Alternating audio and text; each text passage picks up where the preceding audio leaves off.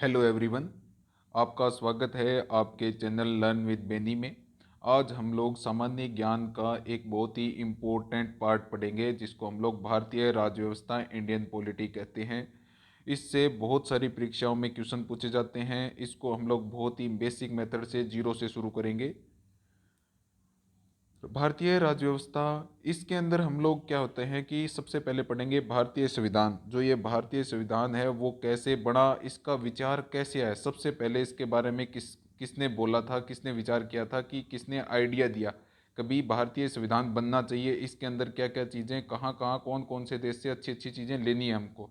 तो सबसे पहले इसके बारे में 1895 ईस्वी में बाल गंगाधर तिलक जी ने इसका सबसे पहले बार प्रयोग किया था कि हमें एक संविधान सभा बनानी चाहिए। ठीक है, इन्होंने बोला कि हमें एक संविधान सभा बनानी चाहिए जो हमारे देश के कानून को बनाएंगे और हमारे देश के कानून से चलेंगे। पहले हम पे ब्रिटिश राज करते थे तो उनके राज को हम लोग नहीं मानेंगे, वो जो कानून लाते हैं उनको हम नहीं मानेंगे, हम हमारे कानून खुद बनाएंगे। किसके थ्रू बनाएंगे? हम लोग संविधान सभा के थ्रू। तो अब इस बात, ये कौन थे?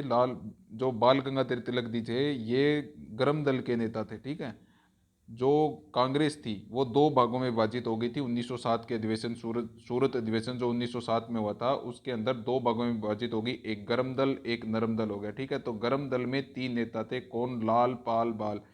गर्म दल के कौन? लाल, पाल और बाल। तो बाल से क्या बन गया? बाल गंगाधर तिलक। पाल से विपिन चंद्र पाल और लाल से लाला लाजपत राय। ठीक है, तो जो ये बाल गंगाधर तिलक थे, इन्होंने सबसे पहले 1895 के अंदर बोला था कि हमें एक संविधान सभा बनानी चाहिए। ठीक है, इसके पश्चात क्या हुआ कि इसके पश्चात जो एम एन रॉय जी हैं, ठीक है, एम एन रॉय जी हैं, उन्होंने बोला, मान एम एन जो रॉय हैं, उन्होंने फिर बहुत सालों के बाद में यानी 1934 में इन्होंने फिर से संविधान सभा की मांग की। ठीक है, संविधान सभा की मांग की कि हमारे देश के लिए एक संविधान बनना चाहिए। और इन्होंने बहुत सारे तथ्य भी बताए कि हम लोग संविधान सभा को कैसे बना सकते हैं, कौन कौन से हम लोग अधिकार उनको जनता को दे सकते हैं। ठीक है, तो इसके बाद में ये जो संविधान सभा बनाने की है, ये थोड़ी अटकलें तेज हो गई। इसके बाद में क्या हुआ कि एक साल के बाद में 1935 ईस्वी में जो सारी पॉलिटिकल पार्टियां थी ना, जितनी भी पार्टियां भारत में थी उस समय, तो सबसे बड़ी पार्टी कौन थी? वो थी इंडियन नेशनल कांग्रेस। सबसे बड़ी तो कांग्रेस थी ना। उसके बाद में बहुत सारी छोटी छोटी पार्टियां थी, जैसे मुस्लिम लीग की भी पार्टी थी। ठीक है, मुस्लिम लीग की पार्टी थी।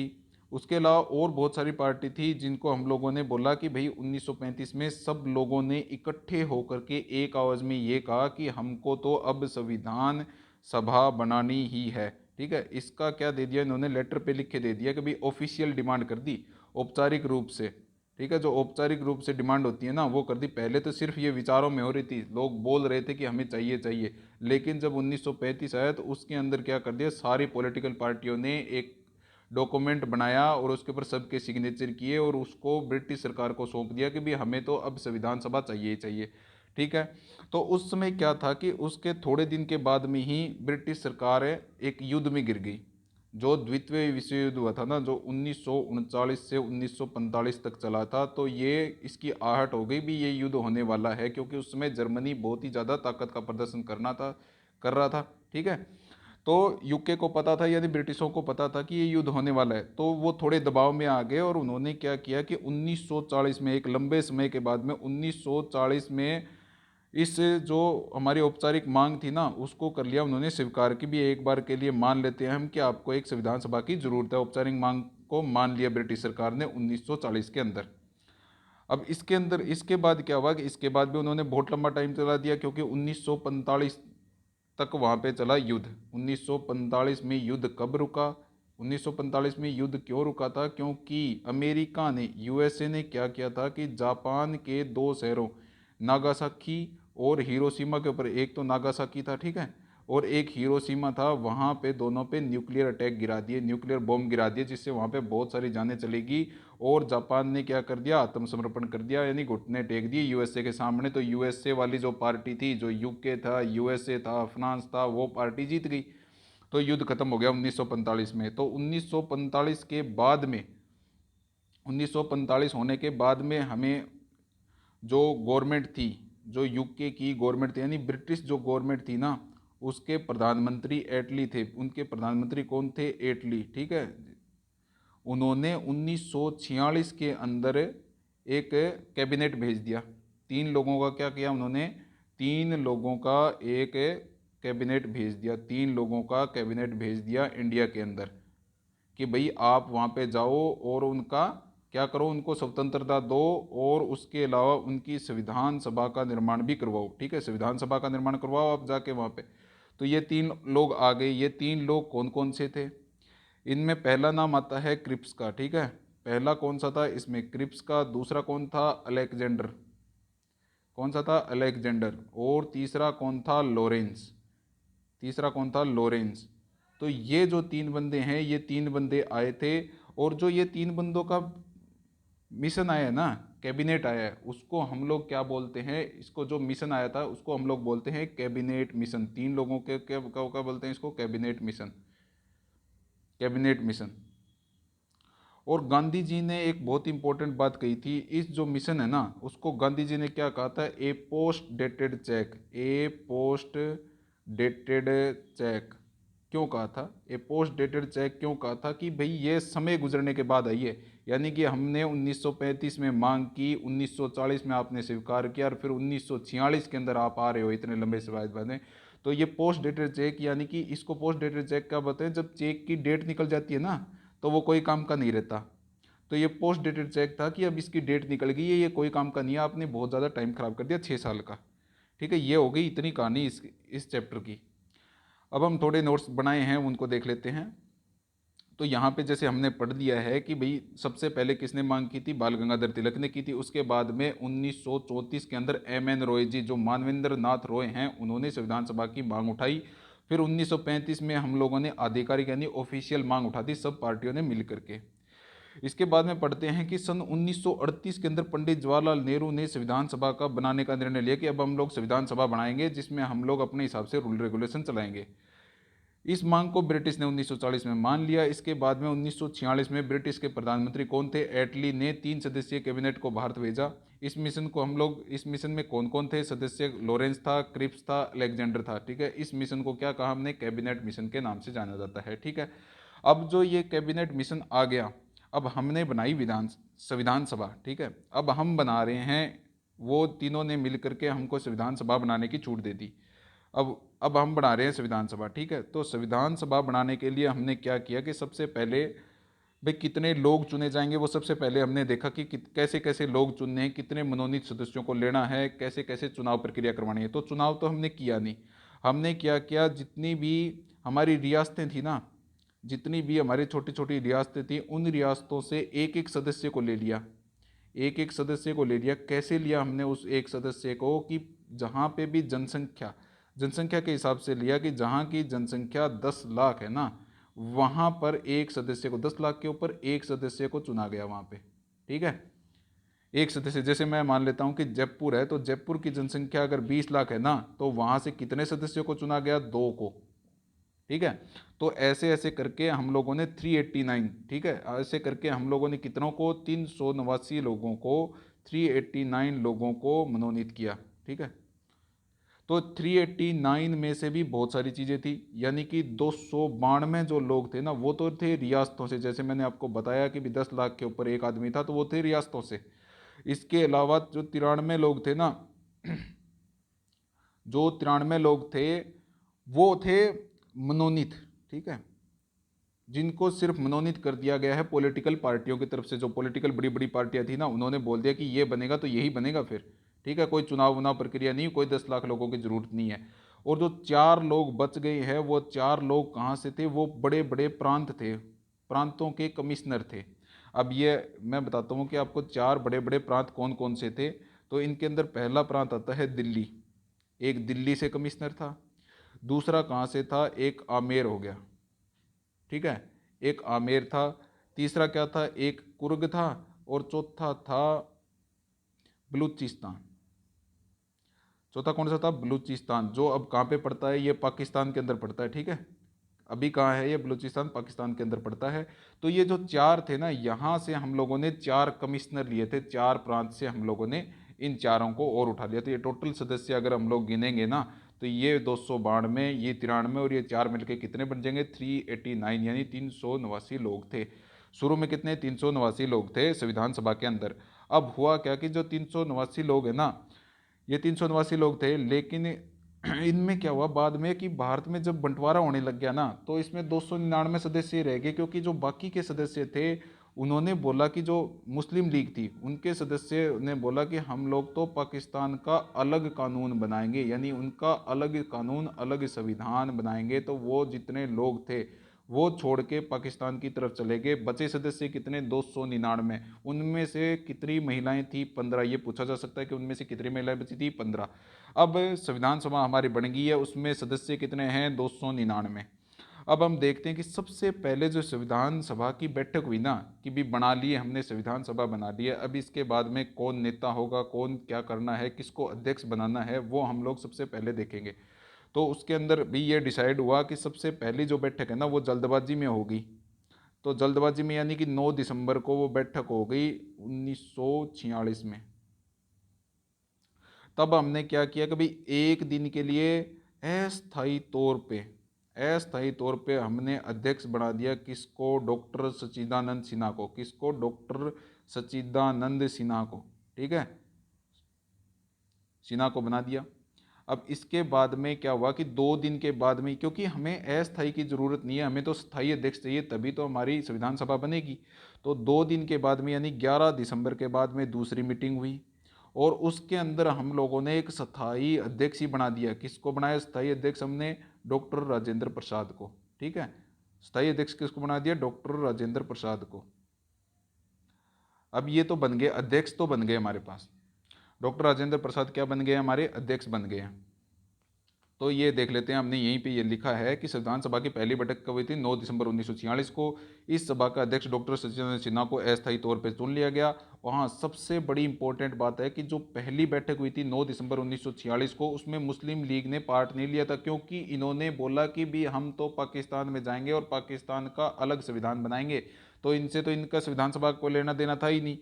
इसके बाद में क्या हुआ कि जब संविधान सभा की दूसरी बैठक हुई, तो उसके अंदर 11 दिसंबर 1946 को स्थायी तौर पर डॉक्टर राजेंद्र प्रसाद को अध्यक्ष बना दिया गया। और जो डॉक्टर भीमराव अंबेडकर जी थे ना, उनको निर्मात्री समिति, यानी जो निर्माण करने वाली समिति है ना भाई, जो जाएगी दूसरे देशों में जाएगी और निरीक्षण करेगी और लिखेगी संविधान को, ठीक है, जो लिखेगी संविधान को वो होती है निर्मात्री समिति, उसका अध्यक्ष बना दिया डॉक्टर भीमराव अंबेडकर को। और डॉक्टर भीमराव अंबेडकर को ही संविधान का निर्माता कहते हैं। ये सबसे इंपॉर्टेंट क्वेश्चन है, कितनी बार पूछ सकते हैं इसको, ठीक है। तो किसको संविधान का निर्माता, यानी संविधान को लिखा ही किसने था, वो डॉक्टर भीमराव अंबेडकर ने लिखा था, तो संविधान का निर्माता कहते हैं डॉक्टर भीमराव अंबेडकर को। इसके बाद में क्या हुआ कि संविधान बनने की प्रक्रिया शुरू हो गई। अब संविधान बनने की प्रक्रिया शुरू हो गई, तो संविधान को बनने में एक टाइम लगा। अब टाइम कितना लगा कि संविधान सभा को बनने में 2 साल 11 महीने और 18 दिन का समय लगा पूरा बनने में। अब जो ये सदस्यों की टीम थी जिसके अध्यक्ष कौन थे, डॉक्टर भीमराव अंबेडकर, ये 60 देशों के अंदर इन्होंने घूमे ये लोग, ठीक है। 60 देशों में विचरण किया, वहाँ के लोगों को देखा, वहाँ के रूल देखे, कभी वहाँ क्या क्या नियम लगा रखे हैं, कैसे सरकार चलती है, कैसे सुप्रीम कोर्ट होते हैं, कैसे जज होते हैं, वो उन्होंने सब विचरण किया। 60 देशों में घूम के 65 लाख का उस समय खर्चा आया था हमारी सरकार का, ठीक है। 65 लाख का क्या आया, खर्चा आया। तो आखिरकार क्या हुआ कि इतना खर्चा आने के बाद में 11 सत्र हुए। 11 सत्र में 100 से ऊपर बैठकें हुई, ठीक है। 11 बड़े बड़े सत्र हुए, उनमें 100 से ऊपर बैठकें हुई। उसके अंदर अलग अलग निर्णय लिए गए कि भाई संविधान में क्या क्या संशोधन करें, हम लोग जितने बना दिए हैं, किस कंट्री से कौन सा संशोधन लेना चाहिए, ये नहीं लेना चाहिए, ये हम लोगों ने 11 सत्र में 100 से ऊपर बैठकें करके तय कर लिया। अब अंत में क्या हुआ कि अंत में हमारा संविधान बन के तैयार हो गया। अब संविधान बन के तैयार कब हो गया, वो हो गया 26 नवंबर 1949 को, ठीक है। 26 नवंबर 1949 को हमारा संविधान बन के हो गया बिल्कुल तैयार, एकदम तैयार हो गया। लेकिन हम लोगों ने 26 नवंबर 1949 को संविधान को लागू तो कर दिया भाई, पूरे तरीके से लागू नहीं किया, जस्ट इसको बना दिया है हमने, बन के तैयार हो गया। अच्छा, बन के जब तैयार हुआ तो हमें ये इन्होंने मान लो कि ये बुक लिख के ले आए, ये बन के संविधान तैयार हो गया हमारा। तो इसको लागू करने के लिए क्या चाहिए भाई, वोटिंग कराएंगे। जो सदस्य थे उनकी वोटिंग कराई गई, यानी उनके करवाए गए सिग्नेचर, साइन करवाए गए यहाँ पे कि भाई आप साइन करो कि ये संविधान जो है वो सही लिखा गया है कि गलत लिखा गया है। तो उस समय हमारे पास टोटल वोट कितने थे? 299 लोग थे। टोटल सदस्य कितने थे हमारे पास? 299। तो 299 में 284 लोगों ने इसके ऊपर हस्ताक्षर कर दिए कि भाई ये जो आप बना के लाए हो ना, ये एकदम सही संविधान है। इस संविधान को उन्होंने क्या कह दिया? भी एकदम बिल्कुल सही है। 284 लोगों ने हस्ताक्षर कर दिए। अब जो सबसे बाद में हस्ताक्षर किए ना, वो पूछ सकते हैं वो किसने किए थे? पंडित जवाहरलाल नेहरू ने। ठीक है, पंडित नेहरू ने किए थे सबसे लास्ट में। और सबसे पहले किसने किए थे? राधाकृष्ण ने। सबसे पहले किसने किए थे? सॉरी, डॉक्टर राजेंद्र प्रसाद ने। डॉक्टर राजेंद्र प्रसाद ने सबसे पहले साइन किए थे संविधान के ऊपर, सबसे पहले और सबसे बाद में पंडित जवाहरलाल नेहरू ने। ठीक है, तो ये संविधान तो जो हमारा है वो हो गया, बन गया। 284 लोगों ने हस्ताक्षर कर दिया, तो वोटिंग के जरिए ये जीत गए और ये संविधान लागू हो गया है हमारे यहाँ पे 284 वोटों के साथ में। अब हम लोग देखते हैं कि हमने यहाँ पे क्या लिख रखा है कि भाई 2 साल 11 महीने 18 दिन लग गए। हमने बता दिया भाई इतना समय तो लगा बनने में। 11 सत्र हुए, बहुत सारी बैठकें हुई, 60 देशों में हमने घूमे, 65 लाख का खर्चा किया। इस तरह क्या हो गया कि भारत का संविधान 26 नवंबर 1949 को बन के एकदम तैयार हो गया। इसी दिन को हम लोग संविधान दिवस कहते हैं। ये भी पूछ सकते हैं, बहुत इंपॉर्टेंट क्वेश्चन है कि किस दिन को संविधान दिवस कहते हैं? वो कहते हैं 26 नवंबर 1949 को। अब क्या हुआ कि 26 नवंबर 1949 को हमने लागू नहीं किया पूरी तरह से, कुछ चीज़ें हमने लागू कर दी। जैसे सिटीजनशिप होती है ना, जो सिटीजनशिप होती है यानी कि जो नागरिकता होती है, वो हमने उस समय देनी शुरू कर दी कि भी कौन किस किस को नागरिकता मिलनी चाहिए। चुनाव की जो प्रक्रिया है ना, वो भी हमने शुरू कर दी, भी चुनाव कैसे करवानी है। ये 2-3 चीज़ें हमने लागू कर दी, लेकिन पूरी तरीके से संविधान को लागू नहीं किया। पूरे तरीके से संविधान को लागू कब किया हमने? 26 जनवरी 1950 को लागू किया।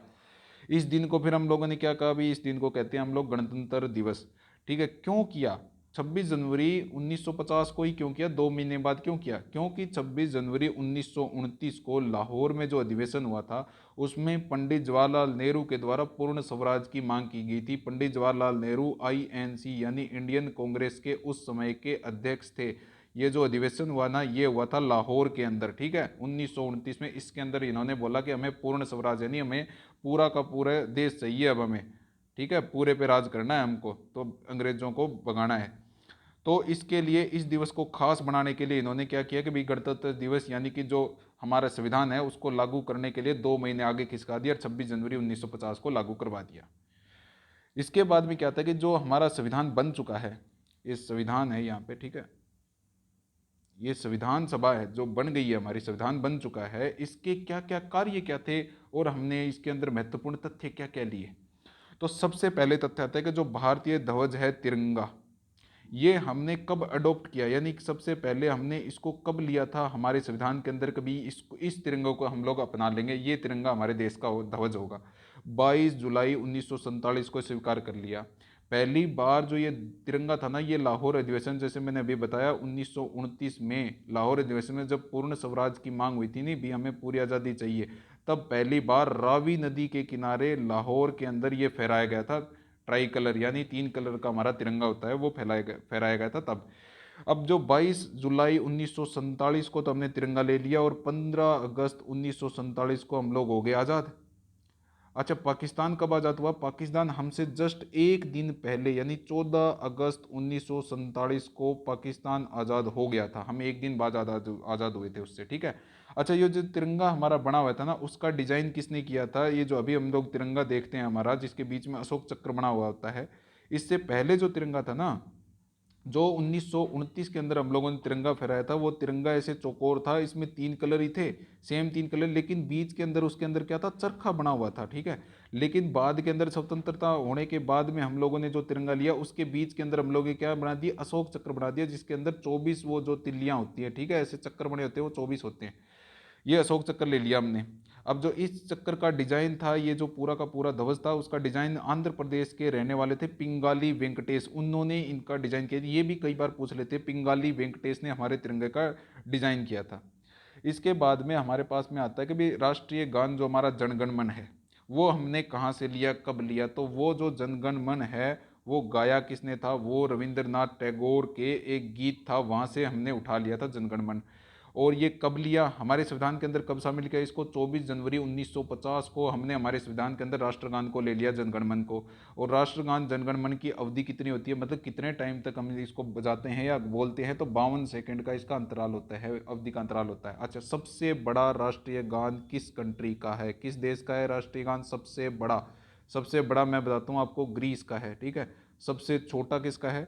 सबसे छोटा राष्ट्रीय गान है जापान का, पूछ सकते हैं किसी भी एग्जाम में। तो सबसे छोटा जापान का है, सबसे बड़ा ग्रीस का है, और भारत का 52 सेकंड का अंतराल होता है राष्ट्रीय गान का।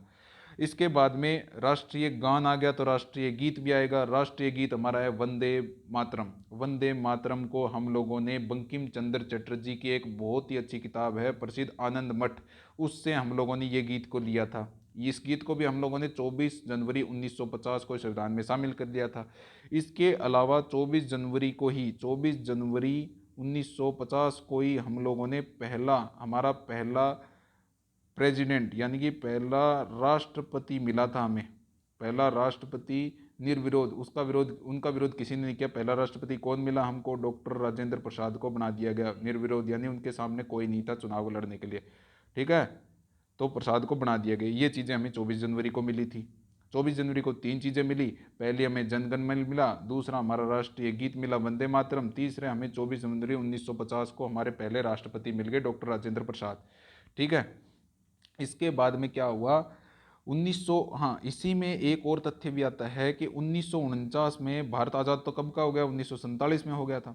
इसके बाद में 1949 में कॉमनवेल्थ राष्ट्रमंडल खेल होते हैं, उसकी सदस्यता स्वीकार कर ली। अब ये जो कॉमनवेल्थ राष्ट्रीय खेल होते हैं वो कौन करते हैं? जो ब्रिटिश थे ना, जहाँ जहाँ पर अंग्रेज़ों ने राज किया था, बहुत सारी कंट्रियाँ, बहुत सारे देश हैं जहाँ पर अंग्रेज़ों ने किया है राज, तो वो उनकी बन गई हैं। जो जहाँ जहाँ पे पहले राज किया है तो वहाँ पे अंग्रेज़ों ने अब उनको मुक्त कर दिया है, और उनको क्या बोला है कि भी हमारे जिस चीज़ पे हमने राज किया ना उसकी हम लोग एक समिति बना रहे हैं, उसको हमने बोल दिया कि राष्ट्रमंडल खेलों की समिति है। अब उनके अलग से खेल होते हैं, इनके अलग से पदक दिए जाते हैं जो जो इन कॉमनवेल्थ राष्ट्रीय खेलों के अंदर आते हैं, जिन पे ब्रिटिशों ने राज किया था। तो उसमें हम लोग 1949 में उसकी सदस्यता हमने ले लिया राष्ट्रमंडल खेलों की।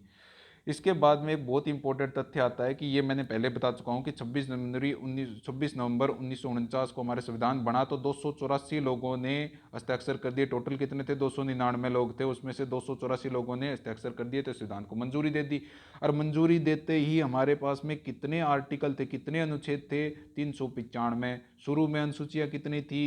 8 थी, ठीक है। तो ये जब हमारा संविधान बना था ना, तब शुरू में 395 अनुच्छेद, 8 अनुसूचियाँ थी, और हमारा संविधान दुनिया का सबसे बड़ा लिखा हुआ संविधान था, ठीक है।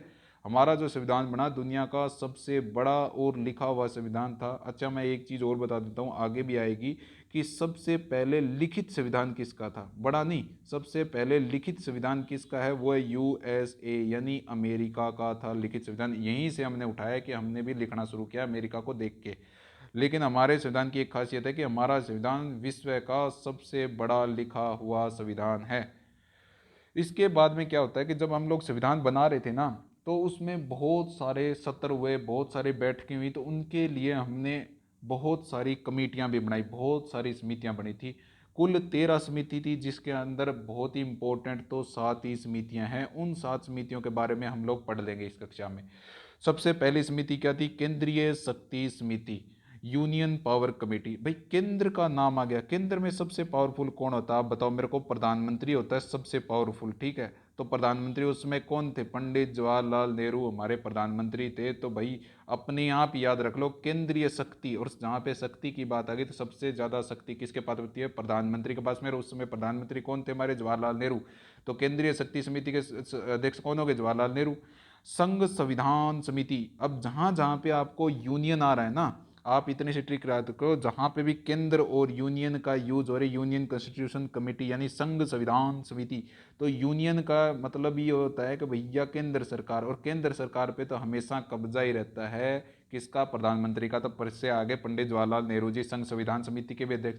राज्य समिति, भाई कौन सा राज्य कितना बड़ा होगा, उसका क्षेत्रफल क्या होगा, नया राज्य बनाना है कि नहीं बनाना है, उसके अंदर कौन से रूल रेगुलेशन लगाने हैं, राष्ट्रपति शासन लगाना है, ये सब कौन तय करता है? ये करता है फिर से प्रधानमंत्री के पास में पावर होती है इसकी। पंडित जवाहरलाल नेहरू ही थे उस समय हमारे प्रधानमंत्री।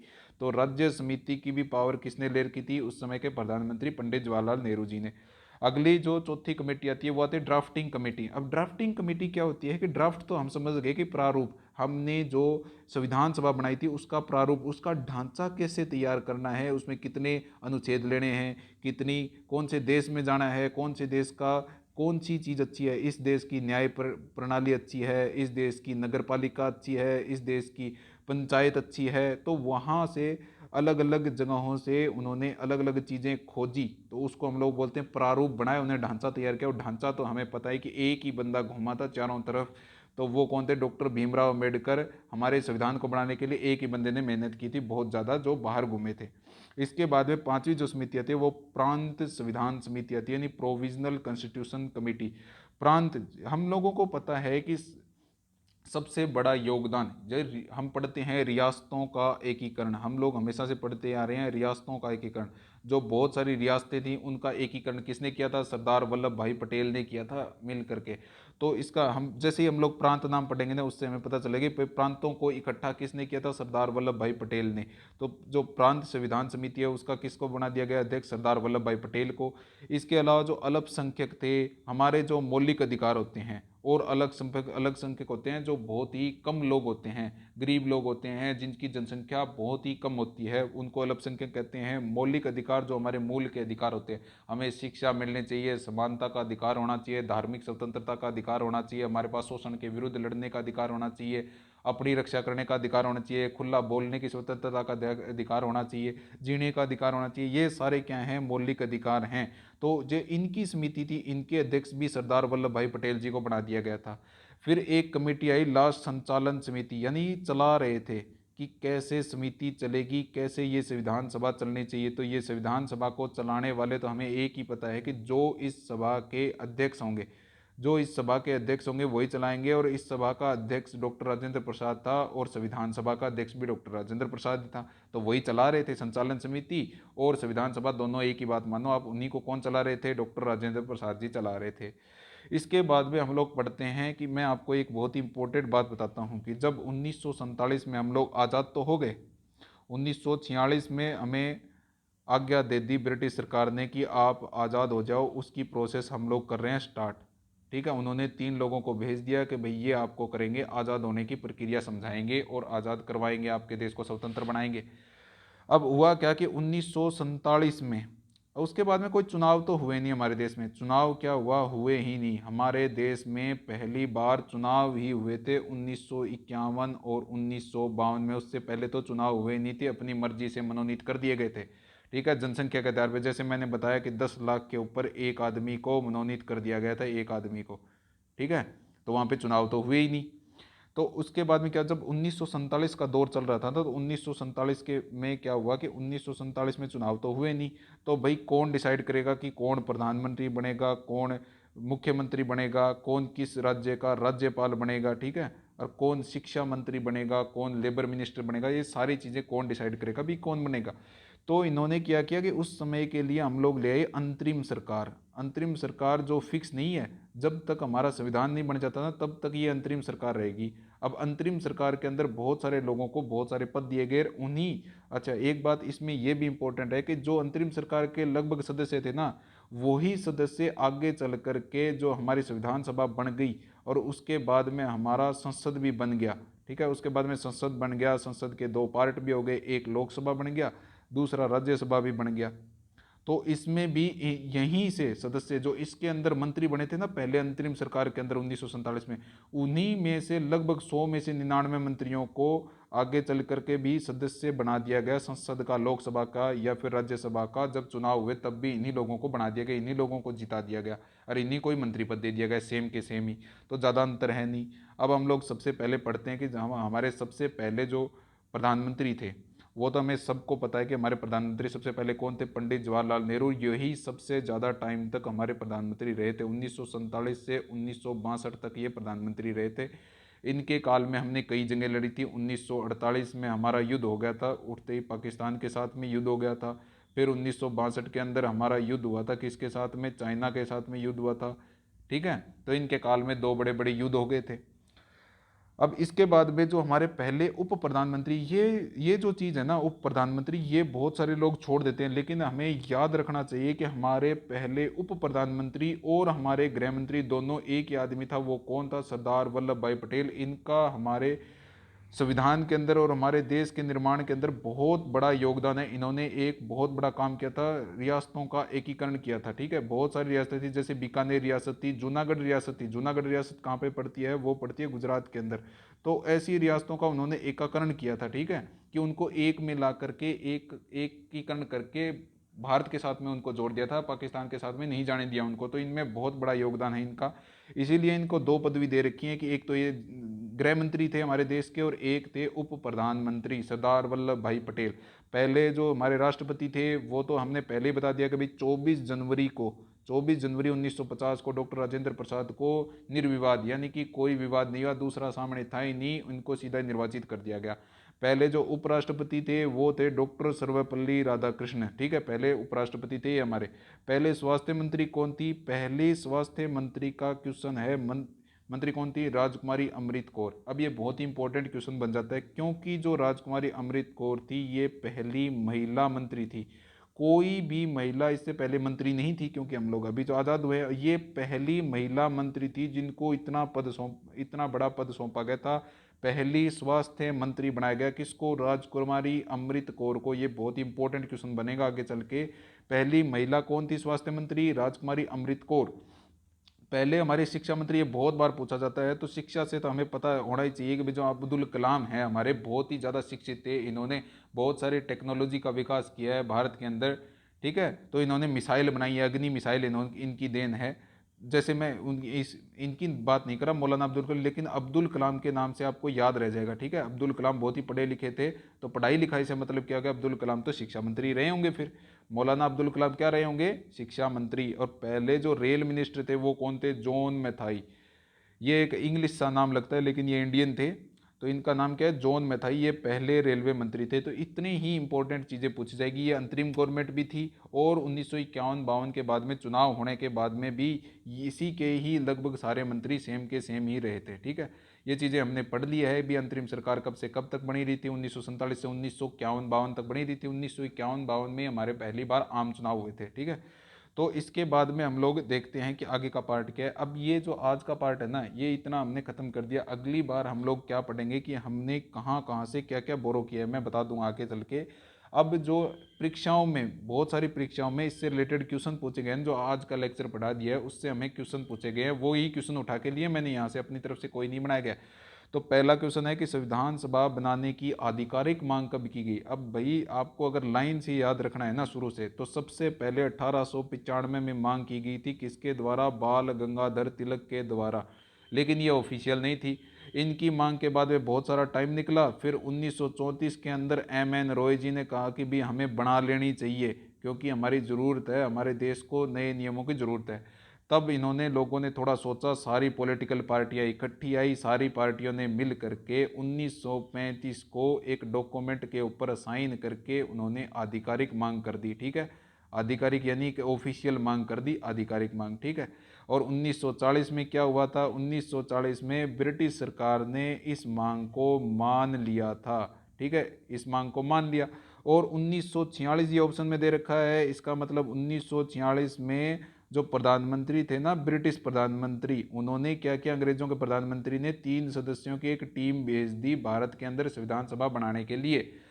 तो हमारा उत्तर, हमें जस्ट क्वेश्चन में जो पूछा गया वही बताना है कि भारत की संविधान सभा की आधिकारिक मांग कब की गई। तो आधिकारिक मांग तो की गई थी 1935 के अंदर, सभी पार्टियों ने मिलकर आधिकारिक मांग की थी। दूसरा क्वेश्चन क्या आता है कि वर्ष 1946 के अंदर ब्रिटिश सरकार के द्वारा भेजे गए कैबिनेट मिशन में सदस्य कौन कौन थे? मैंने पहले ही बताया था कि 1946 के अंदर जो प्रधानमंत्री थे ब्रिटिश के, जिनका नाम था एटली, ठीक है, उन्होंने 3 सदस्यों की एक टीम भेजी, 3 सदस्यों की टीम भेजी, जिसके अंदर कौन कौन थे? पहले बंदे थे अलेक्जेंडर, ठीक है, जहाँ जैसे यहाँ मैं यहीं दिखा दूंगा। पहले बंदे थे अलेक्जेंडर, दूसरे थे लॉरेंस, और तीसरे थे क्रिप्स, ठीक है, तीसरे कौन थे? क्रिप्स थे। तो इसका मतलब ये तीनों ही सही हैं, यानी चौथा ऑप्शन आ जाएगा। नहीं, सारे बंदे थे इस कैबिनेट मिशन में, ये तीनों ही थे। अब अगला क्वेश्चन देखते हैं कि बंटवारे के पश्चात भारत के संविधान में, जो भारत का जो संविधान सभा थी उसमें कुल कितने सदस्य शेष रहे थे बंटवारे के पश्चात। ये क्वेश्चन आप ध्यान से देखो कि बंटवारे के पश्चात बोले सबसे पहले जो सदस्य बड़े थे वो कितने थे, 389। उनको कैसे बांटा गया था कि 292 जो सदस्य हैं ना, वो तो हम लोग करेंगे, चुनेंगे।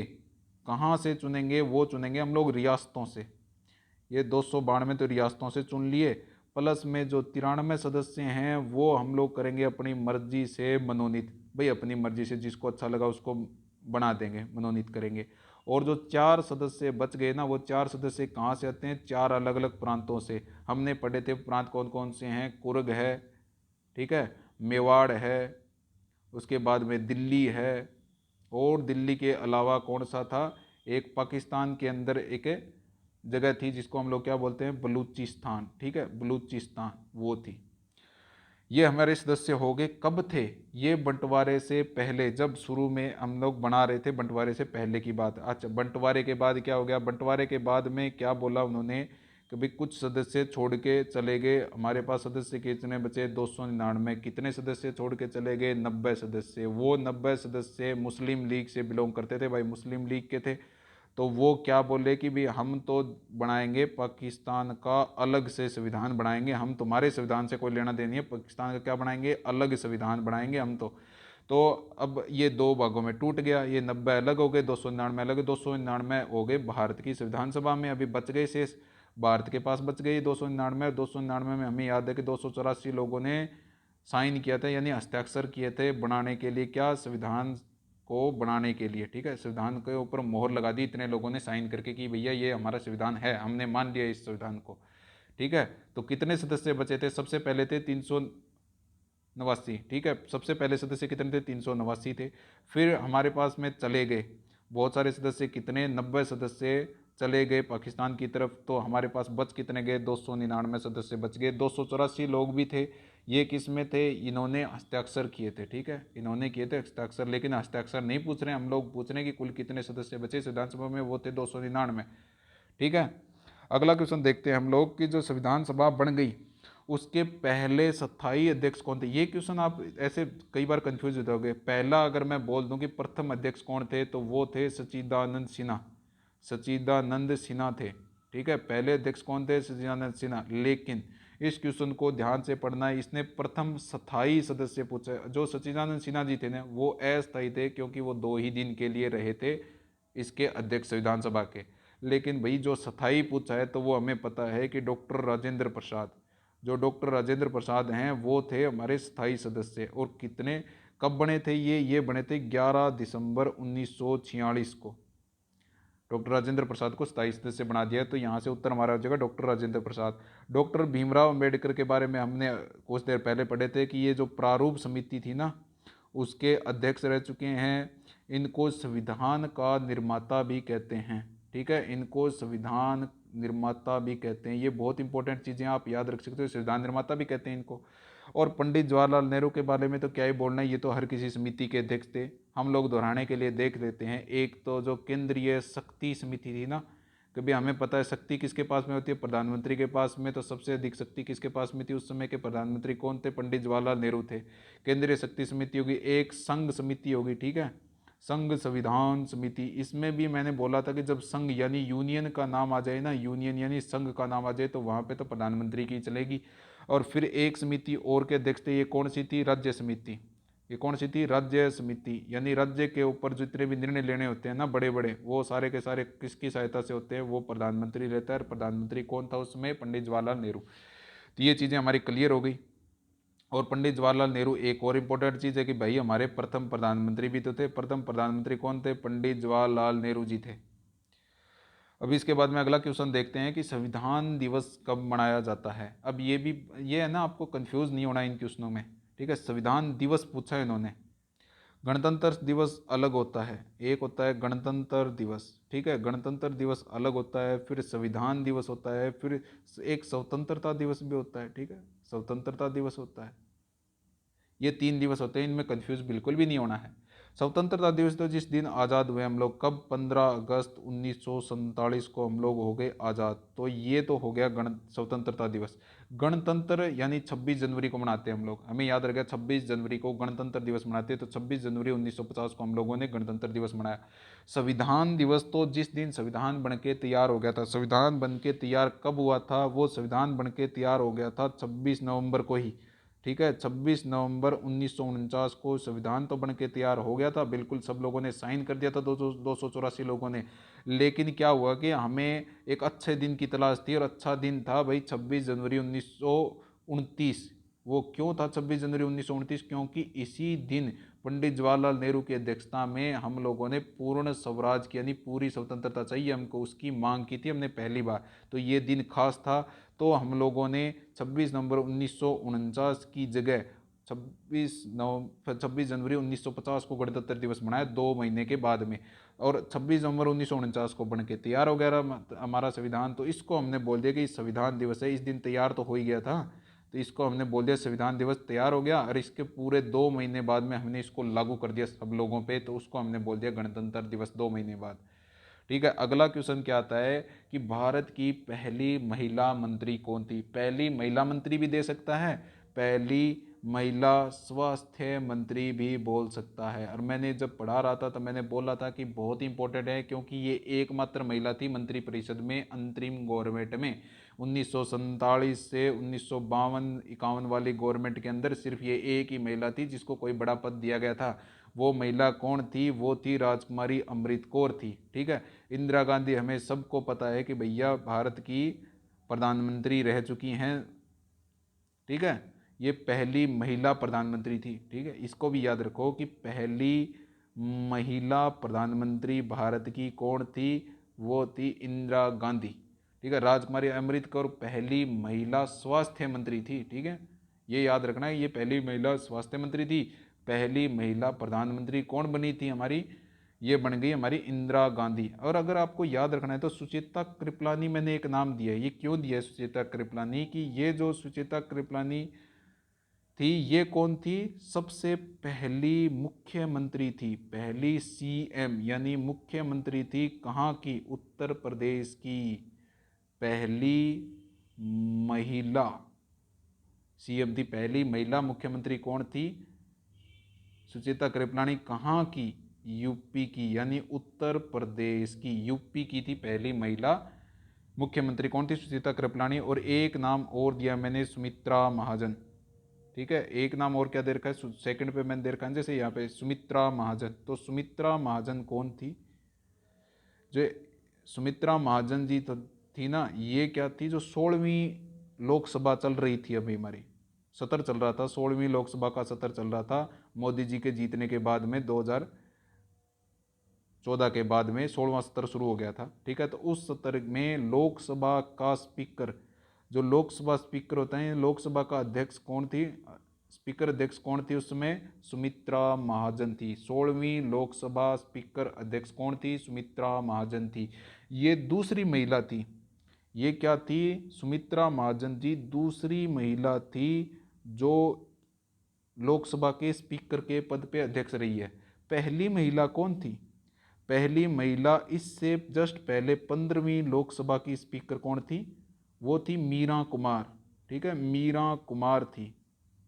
बहुत ही इंपॉर्टेंट क्वेश्चन है कि जो मीरा कुमार महिला थी, ये पहली लोकसभा स्पीकर है आज तक की। इससे पहले महिला लोकसभा को स्पीकर नहीं बनाया गया था। कब बनाया गया था? ये 15वीं लोकसभा जो अभी 2009 से 14 तक चली थी ना, उसमें ये अध्यक्ष थी लोकसभा की, मीरा कुमार पहली महिला थी। दूसरी महिला कौन आ गई? सुमित्रा महाजन। अगला क्वेश्चन देखते हैं हम लोग कि भारतीय संविधान सभा की मौलिक अधिकार समिति के अध्यक्ष कौन थे? मौलिक अधिकार, जैसे मैंने पहले बोला था कि हमें अलग अलग मौलिक अधिकार दिए गए हैं। स्वतंत्रता का अधिकार आता है उसमें, ठीक है, और उसके बाद में समानता का अधिकार आता है, शिक्षा का अधिकार आता है, धार्मिक स्वतंत्रता का अधिकार आता है कि अपने धर्म के अनुसार किस कौन सा धर्म, धार्मिक स्वतंत्रता का अधिकार हमारे पास आता है। शोषण के विरुद्ध अधिकार हमारे पास आता है कि कोई हमारा शोषण कर रहा है तो उसके विरुद्ध हम लोग आवाज़ उठा सकें। तो ये बहुत सारे अधिकार आते हैं, ये सब क्या हैं? मौलिक अधिकार हैं। तो मौलिक अधिकार, मैंने आपको पहले बोला, मौलिक अधिकारों की रक्षा किसने की थी? अल्पसंख्यक और मौलिक अधिकारों की रक्षा एक ही बंदे ने की थी। वो बंदा कौन था हमारे पास? सरदार वल्लभ भाई पटेल जी। हमें ऐसे थोड़ा सा ट्रिकी है कि भाई जो मौलिक अधिकार हैं, सबसे ज़्यादा अधिकारों के लिए कौन लड़ते हैं, कौन हमारे लिए साथ में आते हैं कि हमें लड़ाई लड़नी है, या फिर कोई जंग में सबसे आगे क्या रहते हैं? सरदार आगे रहते हैं। सरदार हमेशा आगे रहता है, ठीक है। तो वो हमारे मौलिक अधिकारों की रक्षा करता है, हम ये याद रखते हैं। तो मौलिक अधिकारों की समिति भी फिर वही चलाएगा। इसका मतलब कौन है? वो सरदार एक के आगे लगता है, सरदार वल्लभ भाई पटेल, ठीक है।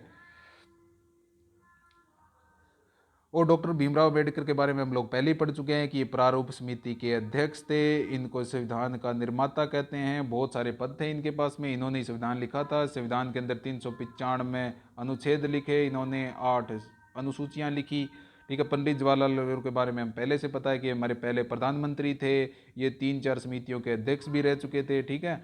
और डॉक्टर राजेंद्र प्रसाद हमारे पहले प्रधानमंत्री भी थे और संविधान पहले प्रेसिडेंट थे। यानी पहले कौन थे?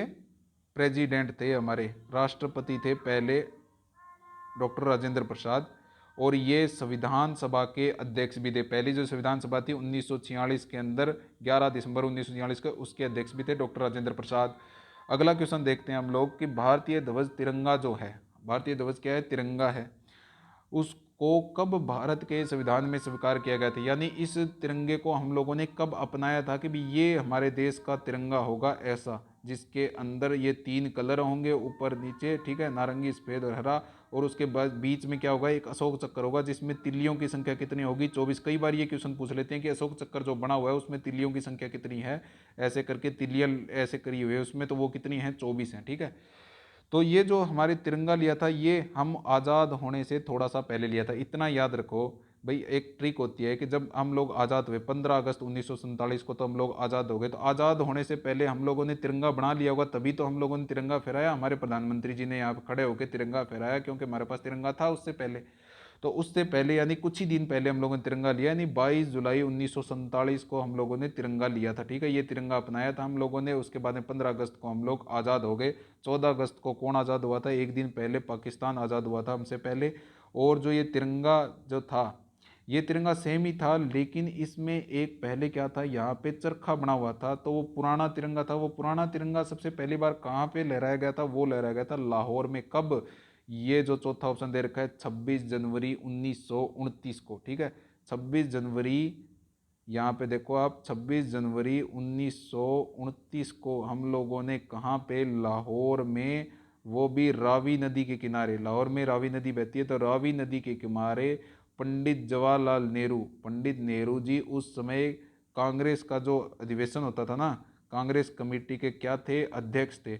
और उन्होंने उस समय क्या किया था? उन्होंने उस समय पूर्ण स्वराज की मांग की थी कि हमें तो पूरी की पूरी आज़ादी चाहिए भाई। पूर्ण स्वराज की मांग की थी यहाँ पे खड़े होकर के उन्होंने। ये झंडा हम लोगों ने उस समय लहराया था। इस झंडे, जो भारत का झंडा है वो सेम ही था, बस बीच में उस समय क्या था? एक चरखा बना रखा था, और अब है अशोक चक्र, ठीक है। इतना सा फर्क है अब उसमें। तो हम लोगों को ये सारी चीज़ें पढ़ ली है। अभी 24 जनवरी 1950 को क्या खास बातें थी? 3। कभी इस दिन हम लोग थोड़ा सा इसको भी पढ़ लेते हैं कि भाई 24 जनवरी के दिन खास क्या था।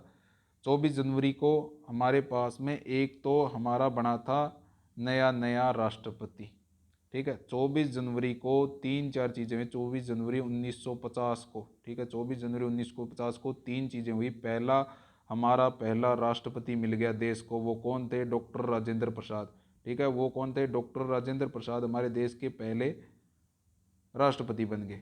उसके बाद में दूसरा, हम लोगों ने जो राष्ट्रीय गान है हमारा, राष्ट्रीय गान, ठीक है, वो क्या था? जन गण मन।